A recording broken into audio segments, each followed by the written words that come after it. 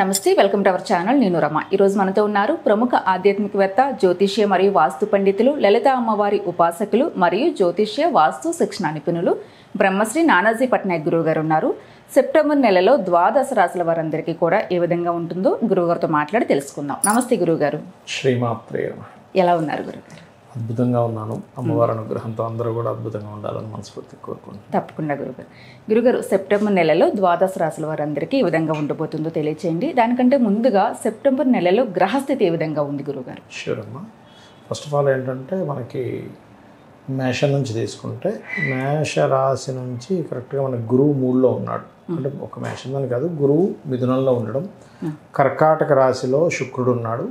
ఈ శుక్రుడు 15వ తేదీ నుంచి సింహంలోకి మారుతున్నాడు. సింహరాశిలో ఉన్నటువంటి రవి 17వ తేదీ కన్యారాశిలో మారుతున్నాడు. అదే 15వ తేదీ బుధుడు కూడా కన్యారాశిలోకి మారుతున్నాడు. అదేవిధంగా కుజుడు 14వ తేదీ, ఇప్పుడు ప్రజెంట్ ఏమో మనకి కన్యలో ఉన్న కుజుడు తులలోకి వస్తాడు 14వ తేదీ. ఇక మనకి 1వ తేదీ నుంచి 30 రోజుల పాటు అన్ని రాశులు చంద్రుడు సంచరిస్తాడు. మీనంలో గురువు, కుంభంలో రాహు యొక్క సంచారం జరుగుతుంది. అయితే ఈ గ్రహాలని అనుసరించి ద్వాదశ లగ్నాల వారికి లేదా ద్వాదశ రాశుల వారికి, లగ్నం తెలియని రాశుల వారికి ఏ విషయాలైతే ఉంటాయో ఇవన్నీ గోచార ఫలితాలు అంటారు. ఇవి సూచనలు అన్నమాట. మీ మీ పర్సనల్ చార్ట్ మెయిన్ అసలు.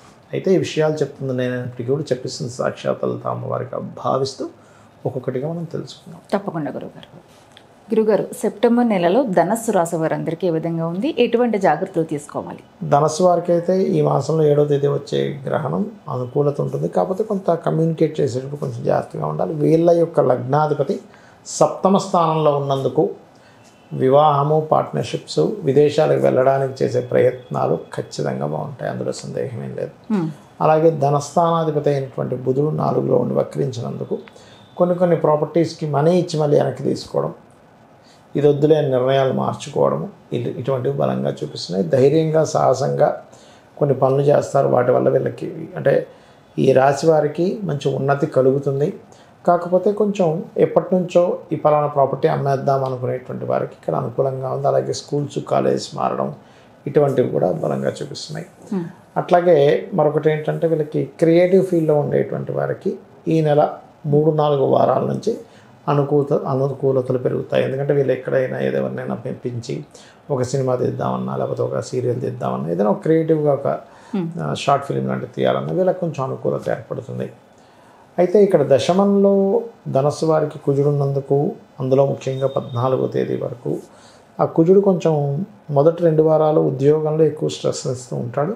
అలాంటి వారు గోవు దగ్గరికి వెళ్ళి క్యారెట్స్, బెల్లము తినిపిస్తే అన్ని విధాలా బాగుంటుంది.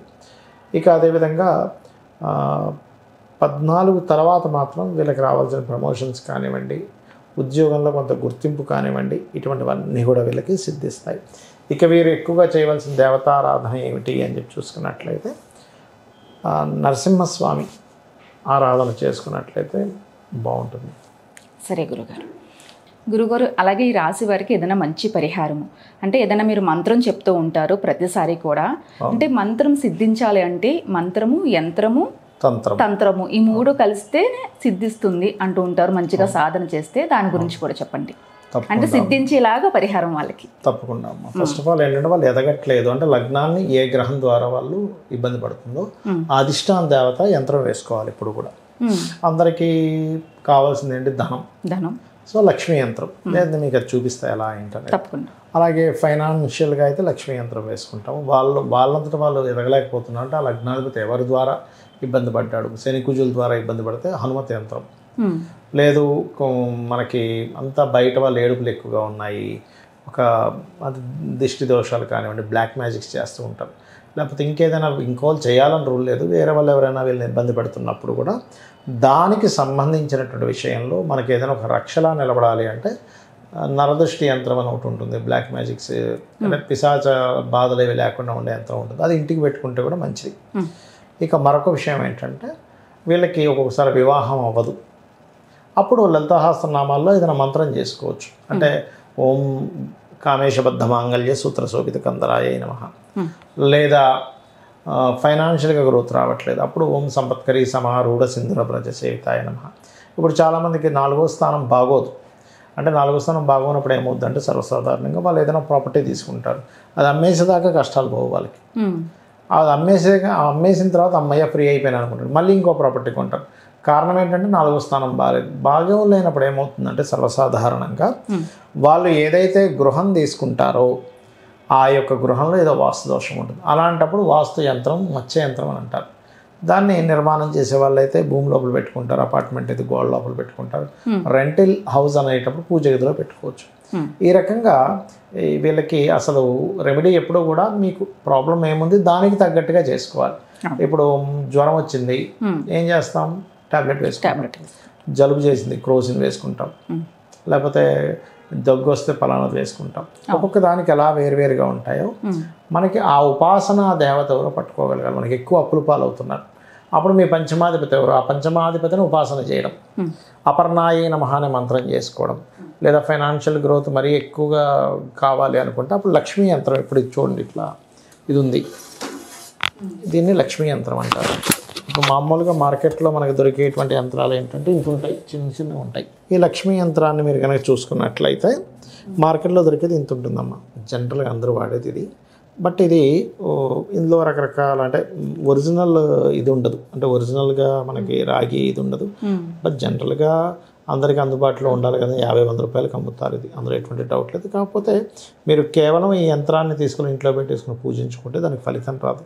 యంత్రం ఎప్పుడూ కూడా మనం ఒక మంత్రం చేస్తున్నాం, ఒక పూజ చేస్తున్నాం, ఒక పదార్థంతో అంటే పుష్పాలతోనో లేకపోతే పసుపుతోనో కుంకుమతోనో చేస్తాం, దాన్ని తంత్రము అంటారు. యంత్రము అంటే ఇలా వేసుకోవాలి. మీరు దీన్ని కనుక వేసి చూడండి ఒకసారి. అమ్మో, ఇది రేగిలో ఉంది. అదే నిజమైనటువంటి యంత్రం అనమాట. అంటే దానిలో ఎనర్జీ ఉంటుంది. అవును గురుగారు, అది ఒరిజినల్ రాగి, మీకు తెలిసిపోతుంది చూడండి పట్టుకుంటే. చాలా చల్లగా ఉంది, కూలింగ్ తీసినట్టుంది. అంటే అదేంటంటే చాలా మంది చాలా బరువు ఉంది గురుగారు. అవును, చాలా బరువు ఉంటుంది. ఒరిజినల్ రాగి, ఒరిజినల్ 100% రాగి.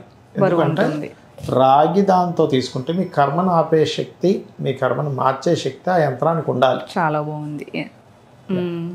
కర్మను ఆపే శక్తి, మార్చే శక్తి యంత్రానికి ఉండాలి. అది ఎప్పుడు వస్తుంది అంటే ప్యూర్ రాగి రేకులో వేసి మనము ఆ అమ్మవారు పరివారంతో ఉన్నటువంటి దానికి అంతటికీ కూడా ఏకాదశ రుద్రాభిషేకము, కొన్ని మంత్ర సంబంధించిన జపాలు చేసి దానికి శక్తిని చేకూర్చినప్పుడు వస్తుంది. ఇప్పుడు సిమ్ కార్డు ఉంటుందమ్మా, సిమ్ కార్డు మీరు మామూలుగా షాప్కి వెళ్ళి కొనుక్కొని మీరు వేసేసుకుని పని చేయదు, దాన్ని యాక్టివ్ చేయాలి. వాళ్ళు ఏ కంపెనీ వాళ్ళు అయితే ఆ కంపెనీ వాళ్ళు యాక్టివ్ చేస్తే మీకు పని చేస్తుంది, కాబట్టి పని చేయదు. ఫోన్ అయినా అంత కొనుక్కున్నాక మీరు ఛార్జింగ్ పెట్టకపోతే ఎలా ఛార్జ్ అవుతావు. ఇలా యంత్రం తీసుకొని రోజు నిత్య నైవేద్యము, అలాగే నిత్యము చదువుకోవడం, అంటే దానికి సంబంధించి చేసుకోవడము, అష్టోత్తరాలు శ్రీ సూక్తము చేసుకోవడం ఈ యంత్రం అయితే. ఇది లక్ష్మీ యంత్రం మీ దగ్గర ఉంది. ఇలాగే మత్స్య యంత్రం మనం స్వయంగా మిషన్ మీద ఫలానా నక్షత్రం ఫలానా సంబంధించిన దాంట్లో వేసి దానికి మనకి శాస్త్రం పక్కగా తెలిసిన వాళ్ళు శాస్త్రోక్తంగా వాళ్ళతో చేయించి జపాలు అవన్నీ చేయించి ఇస్తున్నటువంటిది అనమాట. ఎవరికైనా కావాలంటే చేయొచ్చు. కాకపోతే ఒక కండిషన్ ఏంటంటే వాళ్ళు నిత్య పూజ నిత్య దీపారాధన చేసే వాళ్ళు తీసుకోవాలి, లేకపోతే మళ్ళీ అది దోషం. అంటే ఉన్నది చెప్పేసేయాలి కాబట్టి చెప్తున్నాను.